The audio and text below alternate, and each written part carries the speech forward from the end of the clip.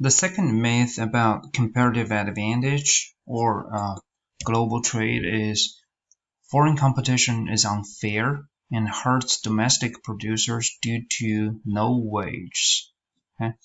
And this is also called the pauper labor argument.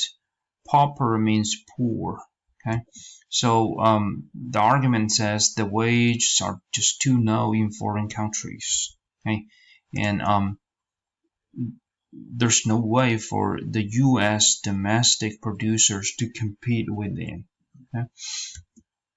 And there could be many real-world examples.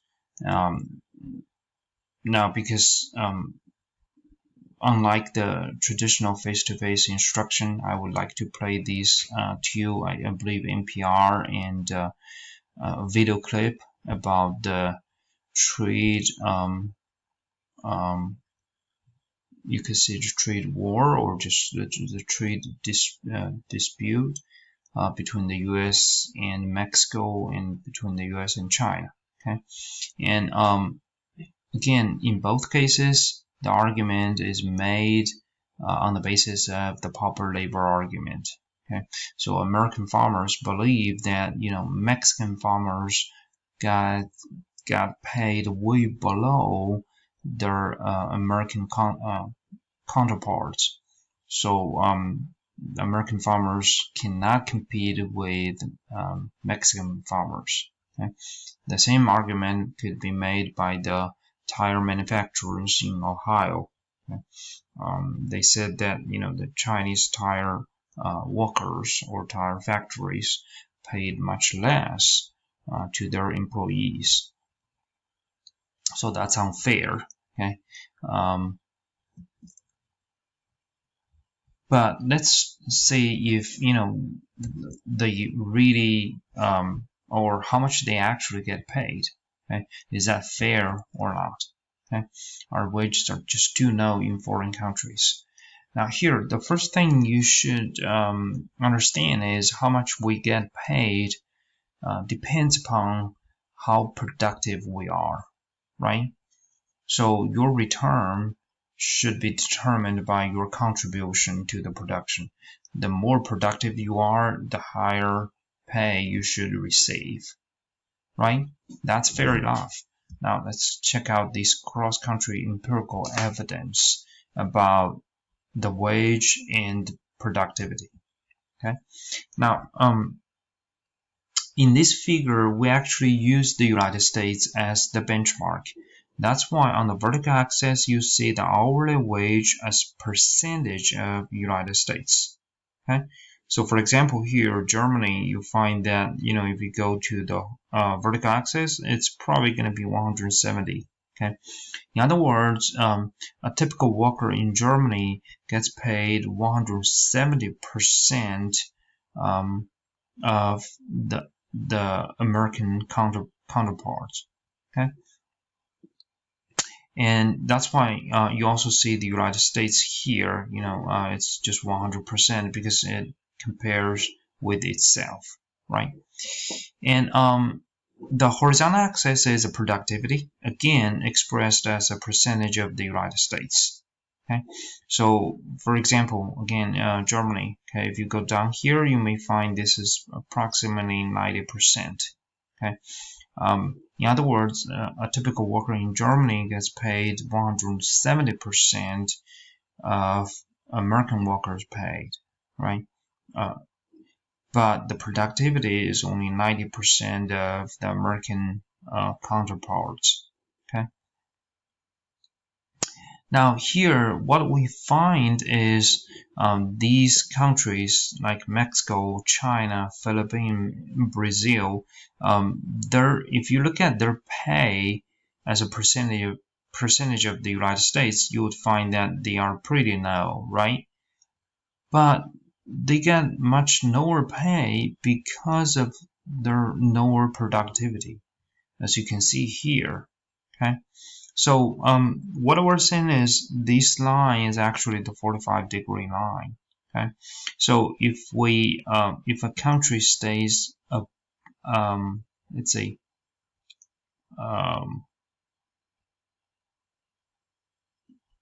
If it stays below it, that means for that given productivity, it gets a lower pay, like Mexico. Okay, if it's on this 45-degree line or above, then they're not really underpaid. Okay, for example, China and Philippines here, and Brazil here. Okay, so again, we don't think the pauper labor argument is well supported by the empirical evidence. Okay? Actually, when we discuss unemployment in EC 201, which is Principles of Macroeconomics, we're going to give you more empirical evidence about the structural unemployment and the cyclical unemployment. Over there, you would find more evidence telling us that the pauper labor argument is just not true. Okay, it's not supported by the current data or the evidence. Okay, all right. So here, let's wrap up this chapter. Okay, and the most important thing in this chapter is comparative advantage. Okay? As we said, it's extremely important, but not very straightforward. Okay? So you really have to make effort to have a good understanding of it. Okay?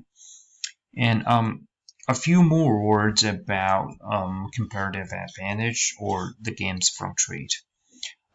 We don't believe the discussion we did in this chapter is perfect. It is not. Okay. Because of the several reasons.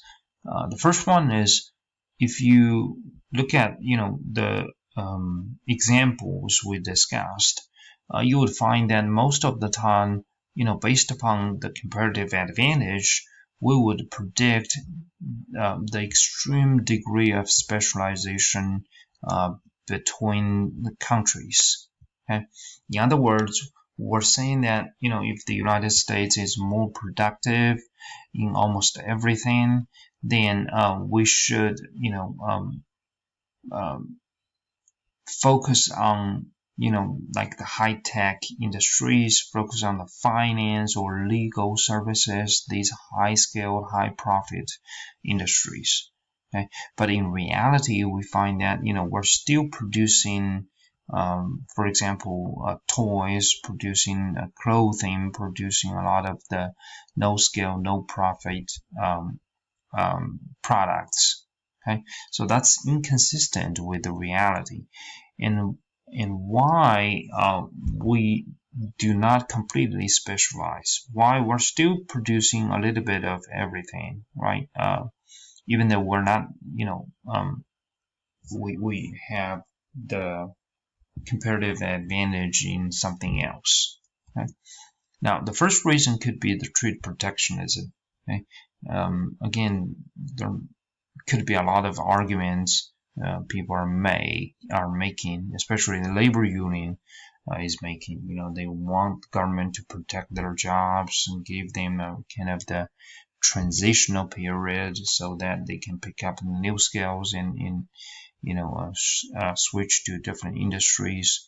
So during that transitional period, government could use different trade tools like quotas and tariffs to protect the domestic jobs or industries from the global competition.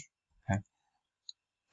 The second reason could be the non-traded goods. So some goods we're not really trading or we're not completely trading.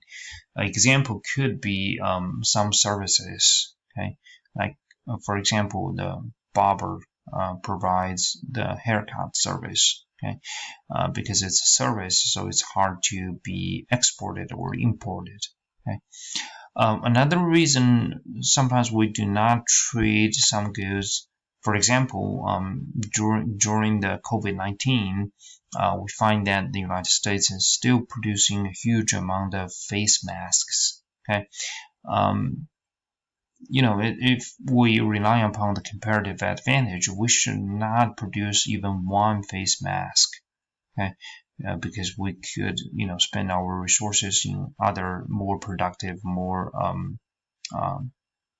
profitable areas, but we're still producing face masks because of national security reasons. Okay? Another important piece of the puzzle we missed in this chapter is the strong effects on income distribution, okay, of the global trade. So what we're saying here is the trade does benefit the United States as a country. Okay, so the countrywide we benefit from that, but we also need to be aware that trade does create winners and losers within a country. In other words, not everybody benefits from trade equally. Okay? Some people could benefit more than others, or some people could even get hurt. Okay? We see a lot of manufacturing workers lost their jobs permanently because of global trade. Okay? That's just the fact. So the strong effects on income distribution is something we will discuss in the upper level international econ. Okay? And if you're interested, I hope you can take EC 410 in the future.